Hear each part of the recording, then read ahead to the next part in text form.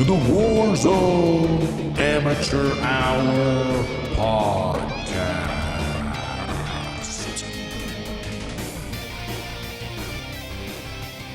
Oh, hello there, and welcome back to the Warzone Amateur Hour podcast. This is episode number 99. Our last episode in double digits as we approach this triple-digit milestone and consequently insane milestones here along the road to the future of Call of Duty and, more importantly, the future of Call of Duty Warzone. Typically, I'll tell you here at the top, like, we got so much to dive into and jam-packed, but I'm going to be honest with you here, dear listeners. We don't really have shit to talk about because not really anything's fucking going on this week. It's like the deadest week in all of Warzone as we rapidly approach early access for a campaign, and then weeks and weeks upon weeks of shit going on after that. But right now, not that much. But with that said, I'm, of course, going to turn to the 10InchCowboy, the co-host, and ask you, Cowboy, how was your week this past week in the Warzone? Well, thank you for the honesty off the top. I had a pretty good week until yesterday. I had a really horrible slate of games, really frustrating. I think I was having some ping issues because it was happening to both me and the partner I was playing with. We, it's pretty normal for us to die quickly, but my shots weren't registering at times. I think that something wasn't quite clicking, and it ended with us ending the session early because it was so bad. So other than that, it was a fun week. Been playing a lot more still, and yeah, kind of back to that frustration, but fun nonetheless. And I'll throw it to you. How was your week in the Warzone?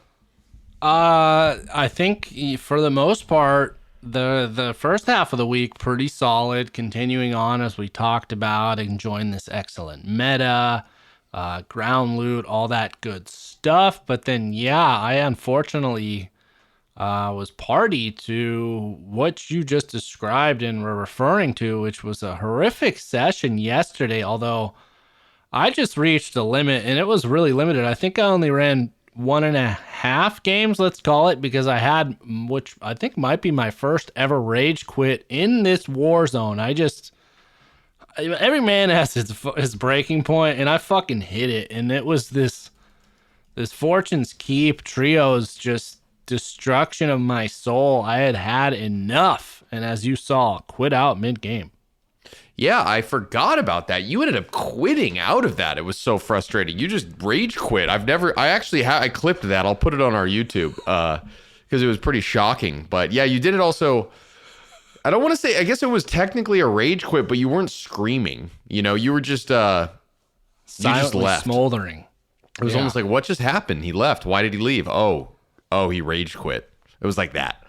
It wasn't like, oh, motherfucker, and then you're gone. It was very quiet and subtle. Yeah, it was just like, you know what? It was like a fuck this. I've had enough. I'm fucking out of here. Quit out of that. Quickly launched into another game. Won't mention which game, but a much, let's say, less stressful, tiresome game. But speaking of like ping issues, I have been experiencing that myself. And in the past, I'd chalk it up to, my connection's not that great. But actually, the Tronster, I don't know if I mentioned, I don't think I have, but recently kind of evolved, took on a new form into a Megatron, let's call it, by upgrading my internet connection from, typical broadband to fiber. Gigabyte download and like 800 upload now. So just like I can basically see into new dimensions and shit. I'm like a fourth dimension being. So I knew the ping issues weren't to that because I would run the speed test. My phone would start smoking because it was so fucking blazing fast. But yeah, and I've seen it online. I think there's maybe some like desync. Maybe they're migrating the servers over, like shutting some of the old ones down for Warzone now and firing them up for Modern Warfare 2 or Warzone 2. I don't know, man, but I think there's something to that for sure. Yeah, it certainly seemed that way. And it seemed to have happened all at once because ever since that happened, it's been the same way. Like the domino fell and now it's kind of still like that. It's been frustrating and it's not ideal right now. I'll say that. Oh, great. Here comes the fucking yawns. Well, that said, I think we've talked about how the player base has dwindled and that's kind of filtered it out to be fairly elite. I would be curious like what the average KD is now because I feel like the amount of like sweat and crazy players we're running into. It doesn't matter now the map. It doesn't matter the team configuration. Every game it feels like I'm playing. There are these guys they're just running that brand new rose skin. They're doing the crazy drop shot, bunny hot, slide, fucking flip flap kabam, and it's just kind of wild. Yeah, it's nonstop. The sweat, it's nonstop. They're everywhere. It just keeps happening every lobby over and over again. I think we were playing recently, and I think one of us made a comment where it was like, man, when was the last time we had like a chill lobby? And we couldn't remember. It's been so sweaty. I don't know why. Maybe people are the casual players are just not playing. Maybe they're waiting for the second iteration to come out, Modern Warfare 2, Warzone 2. So maybe that's what's going on. But yeah, it's a sweaty sweat dungeon, Russian bathhouse style.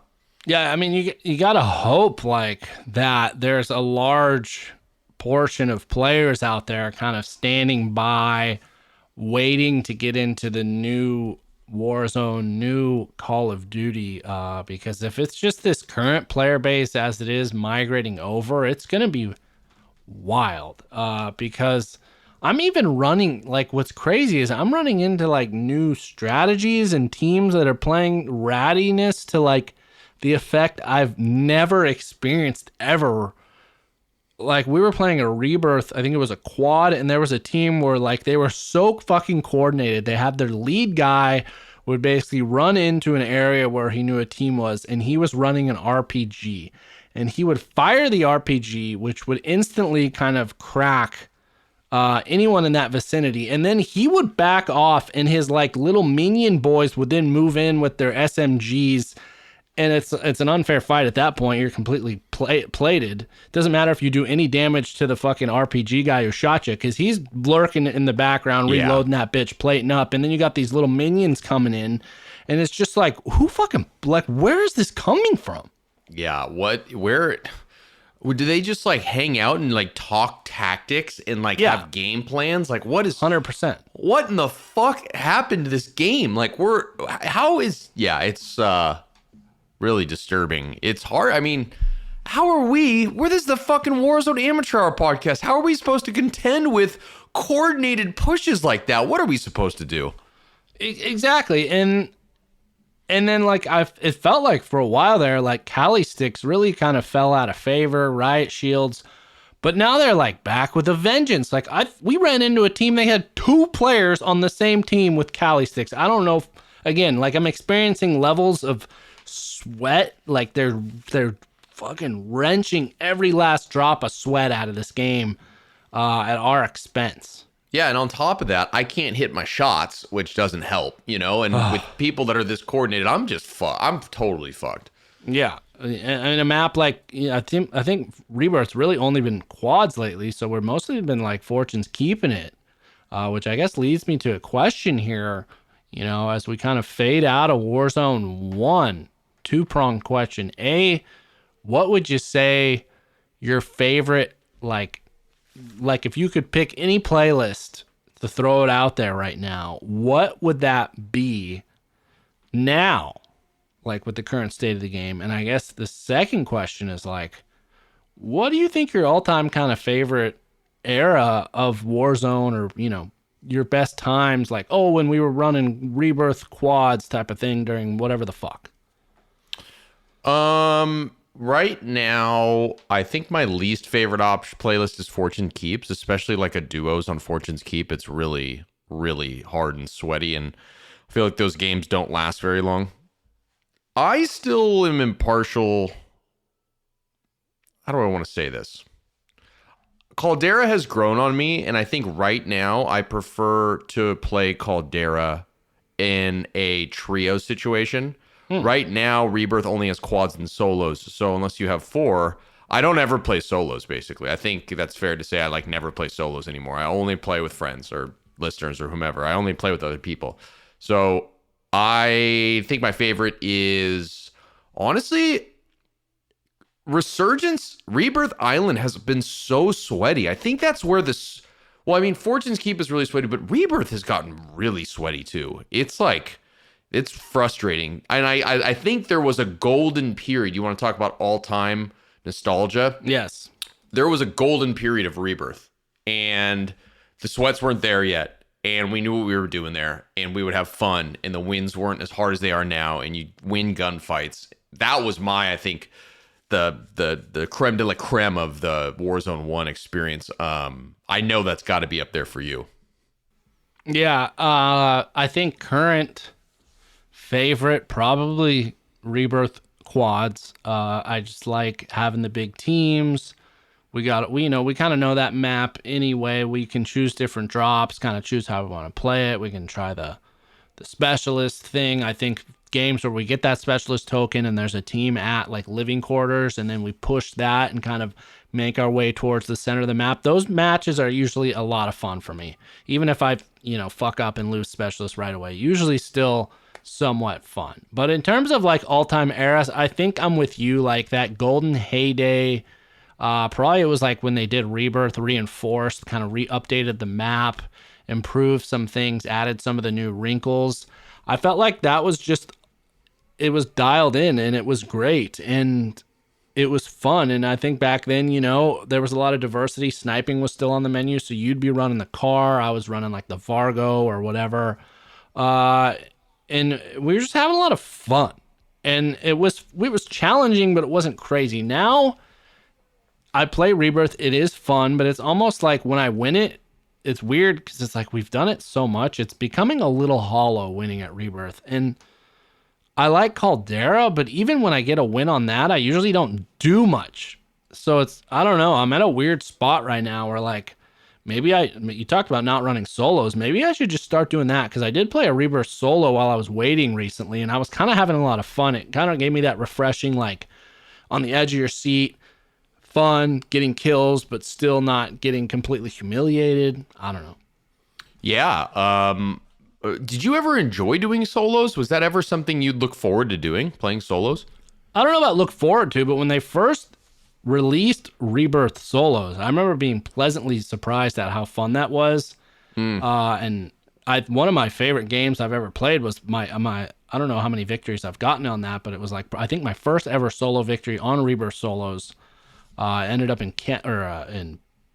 Decon, and it was Nova 6 Factory, and it was just a really awesome round. I think I had 10 or something kills. So I don't think I ever was a real solo gung-ho type of guy, but when that came out, definitely scratched that solo itch.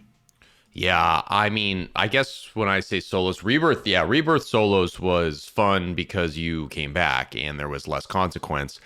I just remember my initial experiences with solos was dropping in on Verdansk and being really bad at the game and having to queue up and wait 10 minutes to get in, and then within a minute being killed, and then having to restart that process over. So I lost my appetite for solos early on.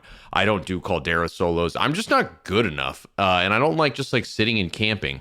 I mean, it's a weird spot. I'm not good enough to push, and I'm too anxious to sit and camp. So solos was never for me personally.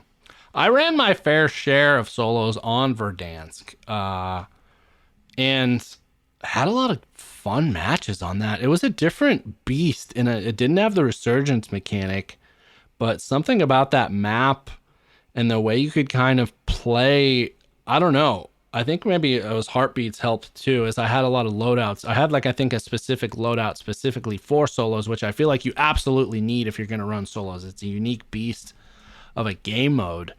And there was no crazy long range meta back then.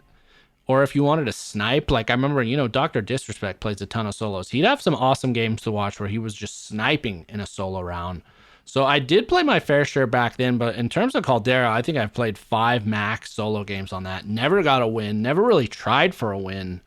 But it's interesting to kind of think about, like, you know, we came from a world before Warzone in Battle Royales, H1Z1, where solos was like the only thing we played, which in my mind, that is like maybe the purest form of Battle Royale there is a match where you're playing solos against all solo players.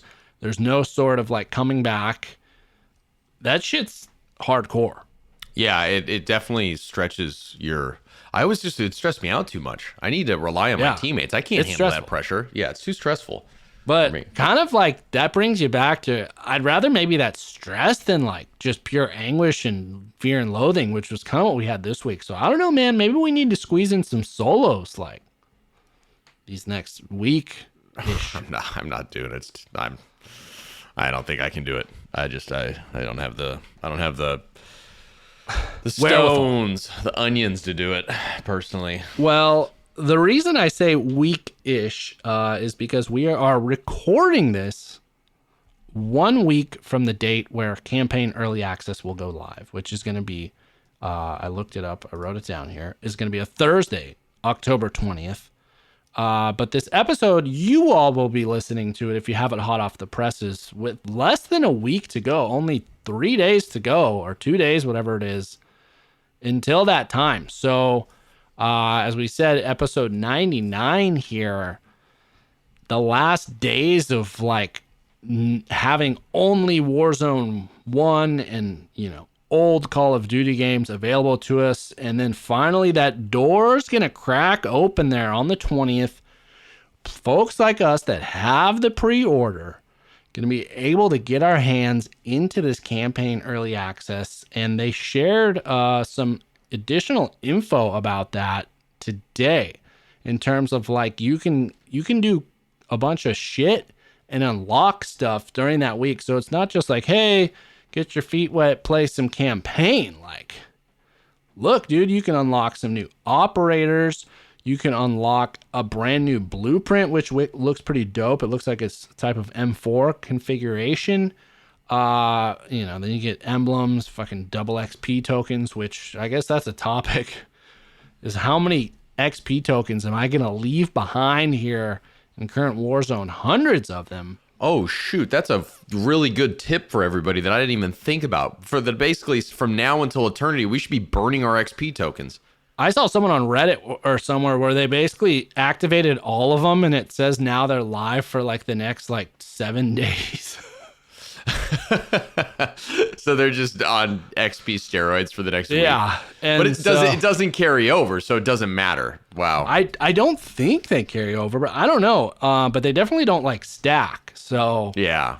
It is what it is. But yeah, okay. So in terms of the blueprint, here's a little more info. It's called the Union Guard is the name of it. It's an assault rifle.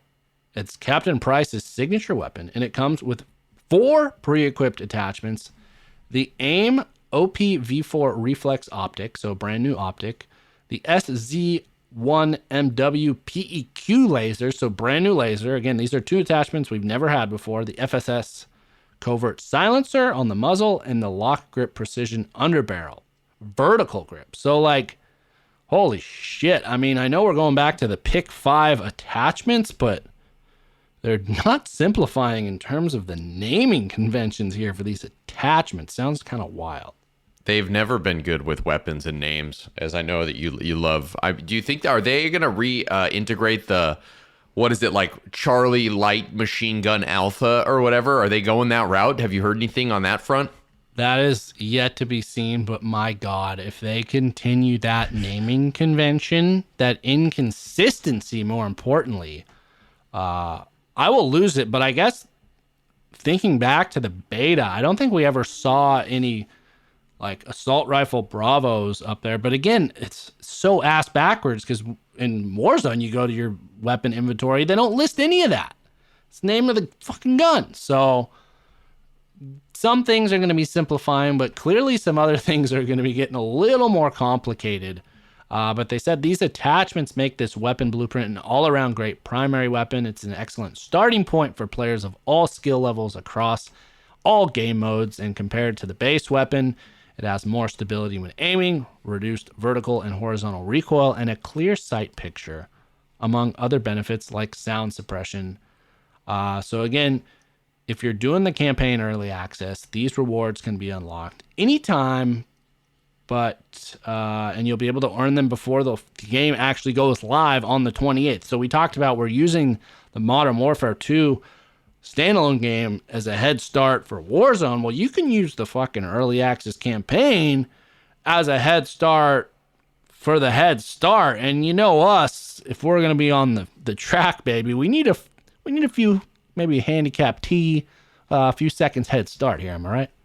Yeah, we need man, what's the right word? We need to cheat the system and start way ahead of everybody else. Yes. So we will take a double starting time up ahead situation. So let me ask you this then, because I know that we checked these before and I want to make sure everyone's clear here, including myself. The timeline, the dates, where are we at with this? October 28th, it's looking like? Well, no, October 20th. Exactly. All right. Campaign, early access. You and I gonna set aside some time, play some of these missions on the campaign. We'll record it with our commentary, live commentary, kind of as it happens. Upload that to our YouTube. In the process, be unlocking guns, be getting our hands on different weapons and different shit, and getting our feet wet in this thing, albeit purely single player. But then, yes, 8 days following that, or maybe it's the 21st, and oh my God. I think it's the 21st, yeah, because it would be a 7-day period before, right? Friday to Friday. But they tweeted out today that it was 1 week from now. So anyways, stay fucking tuned. Okay. But on October 28th, that I know for sure, which is a Friday. That is when Modern Warfare 2 launches, which maybe it'll be a thing the night before at like 11 p.m. They'll send it live. But October 28th, that's when we break ground on Modern Warfare 2, standalone game. Then roughly 2.5 weeks following that, November 16th, Warzone 2. So to recap, 20th, campaign early access. 28th, Modern Warfare 2. November 16th, Warzone 2. Okay. Wow, it's coming up. We got a week until we start grinding. By the time this drops and in between a little bit, yeah, a few days. There. But you said that right. It's before we start grinding. Yeah. But one thing that, it's got to be on the minds of all of us is one thing that plagued Warzone in its early era was cheaters, was these scumbag hacker cheaters, cowards. We had episodes dedicated to lambasting them and saying what sad human beings they are. And then thankfully, Ricochet Anti-Cheat came along. Well, they actually just today issued a progress report on what to expect with the Ricochet Anti-Cheat and Modern Warfare 2 and Warzone 2. And the cliff notes are essentially that they've been examining the data trends from the beta in terms of cheating and hacking, because there were people attempting already to hack a fucking beta. That's unbelievably fucking cowardly. Jesus. And so, but they use that as an opportunity to kind of fine tune this, new Ricochet. I think they're calling it, I don't know if they're calling it 2.0 or whatever, but it's an updated version. And so it was a limited version of that was during the beta, but they were active. But they said the full scope of their security infrastructure, such as various detection systems and in-game mitigations, they were saving those. And those suckers are going to be going live on October 28th, as we said, which is when Modern Warfare 2 happens.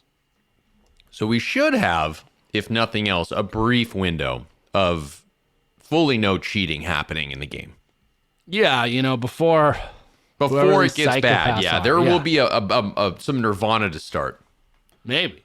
And, again, fresh KDs, all that stuff. Maybe we can pad our stats, little things like that. Use this little blueprint for the people that don't have it.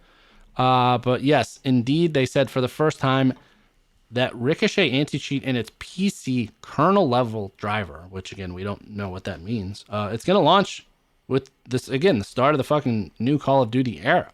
And they said it combines years of learnings and updates with new features and mitigations to protect our game. And again, when Warzone launches on the 16th, it'll be live right with it, but it's going to operate as a new unified security platform. It provides more protection, such as better detection capabilities, additional access to develop and deploy new mitigation techniques, and expanded freedom to update our security more frequently than ever before. Now, they keep, alluding to these in-game mitigations. What does that mean? But they said essentially there will be a cloaking, a disarm, a damage shield, and more. And cheaters can expect a whole new host of in-game enforcements. Interesting. Okay, so it sounds like they're completely revamping the anti-cheat systems. This sounds like a huge point of emphasis for them. That's the goal. Yeah, but it sounds like, one, in terms of just, okay, they've detected a cheater, they're banned after the game. These mitigations, it sounds like, is essentially in-game, like direct things that are just going to actively kind of counteract cheating if a guy happens to be doing it in game. Like, it's not just going to be booted, they're going to be fucking neutralizing these little shits on the spot. Good. I love it. Humiliate them, call them out. I hope it happens while they're streaming. So yeah, I mean, we've seen some of this with the current Ricochet where like they will basically deactivate damage for a cheater. So they'll like be aimbotting a normal player and their bullets will stop doing any damage. And then they sit there and get murked, which again, we've talked about, like that type of stuff. To me, that's the juice, because you make them suffer a little bit. You fucking rub their little faces and shit before you send them out to the backyard. Yeah. Let them pay. Let them feel the burn. Yeah, before you brand them and make them your own. And so... And so they alluded to this damage shield. Well, the information on that I'm seeing is they said it's been a fan favorite in the community since they announced it, because it works for both players, both the cheater and the person being screwed over by the cheater. But they said essentially, if you're being shot and you see your health slowly trickle down, it's likely a cheater on the other end of the battle. The cheater in turn wastes ammo and eventually realizes they've been detected. Most of the clips you shared are damage shields, since it's something both players can identify. So again, you just kind of completely neutralize their little shit gun. Then they got this cloaking thing, which they said it's your own personal ghost mode. We see fewer clips of this because it's harder for legitimate players to know it's happening. But if a player is hit with cloaking, their shots cause in-game players to vanish, including their bullets and sound. So they basically, the cheaters, you become invisible to the cheater. That's cool. I like that too. I'll take that any day. I mean, it says if you've ever been hit in game and then you see someone spinning in circles confused, they might have been slapped with cloaking. But if it was us, we were just confused. We weren't. Yeah, cheating. we maybe had a broken controller at one point. If that player has like a WAH in their clan tag, probably the case. Yeah. And then they talk about a brand new mitigation technique, this called disarm. Which the name implies when the cheaters are detected, they simply take their weapons away from them, including their fists. Really? I fucking love this. This guy sounds like they're having fun with it. That's basically what they teed up here. They said it started out with a comment like, wouldn't it be funny if ... And that's kind of what led them to these mitigation techniques. And then I think like it. That's I like finally, it a lot. yeah, that was really it in terms of the ones they teased. Then they talk about server versus client, which I'm not going to get into because I don't know shit about that and this kernel level stuff. But if you're into this, there's a whole blog post really going into detail. And so, the main freaking gist of this is we got to expect, like, hopefully the heyday of cheating on Call of Duty is in the past, and perhaps we could be looking at an era of, Warzone 2 here, where like this, getting beamed, that where we can use cheating as an excuse. Maybe that's going away, dude. maybe it will. Maybe we'll be the on the side of these anti-cheat implementations that will be advantageous to us, and we will be invisible, and their bullets won't penetrate us, and we will actually be padding our KD in the long run because of this. I mean, I think if there's ever a time we have a high probability of that, it's got to be out of the gate when all these little, scumbags are itching to get their little cheats on and testing them out and quickly, hopefully seeing that they're mitigated and they get neutered and lose their guns and their fists, because maybe they could kill me with a fist. I don't know. Yeah, I don't know either. I mean, you killed a man with your fist in this game. Yeah, and he had a gun, and I beat him down in open. There was not a building either. It was open range. Yeah. One of the first videos we ever posted on our Warzone Amateur Hour YouTube channel, which you haven't subscribed, please like, subscribe, and share, and check out some of our older videos when I used to be a lot more enthusiastic about killing people, and now I feel like it's something I have to do. Yes, please do. And we're rapidly approaching, 500 subscribers. So if you haven't already, every goddamn one of those counts. We cherish it. So please help us out. But yeah, that was really it for the updates this week. Again, it's like, we're camping out basically in front of the Best Buy. So there's not a lot happening, but in the next coming week, those doors are going to open and we're going to get in there and we're going to be one of the first to get our grubby little hands on this fucking game. Next week when you hear from us, we will be reporting firsthand how it feels. I feel like you were just dragging that sentence out as long as possible, but I love the imagery. I hope all the listeners think that we are actually sitting outside of a Best Buy and we're camping out with our little iPhones and we're just like chatting to each other, waiting for the game to come out, because that's basically what's happening. I mean, this is kind of an off topic, I guess, aside to conclude our show, because again, we really didn't have much to fucking talk about here.